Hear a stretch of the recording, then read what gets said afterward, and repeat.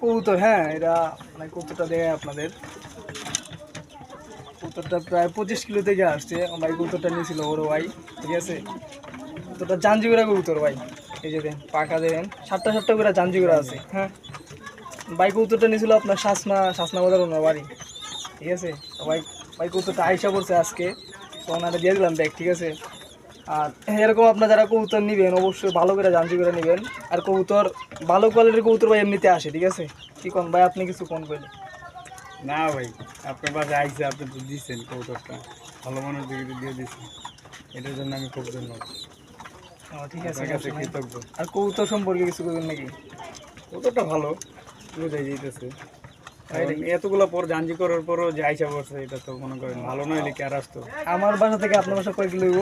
25 kilo তো হইবই কমসে কম, আর বেশি হইতে পারে। আচ্ছা যাই হোক, প্রায় 25 কিলো ভাই। এটা একটা কবুতরের পক্ষে অনেক কিছু, তাও বাচ্চা কবুতর, মানে পাল্লা টাল্লা কোনো দেয় নেই আমি, ঠিক আছে। এটাই ফার্স্ট।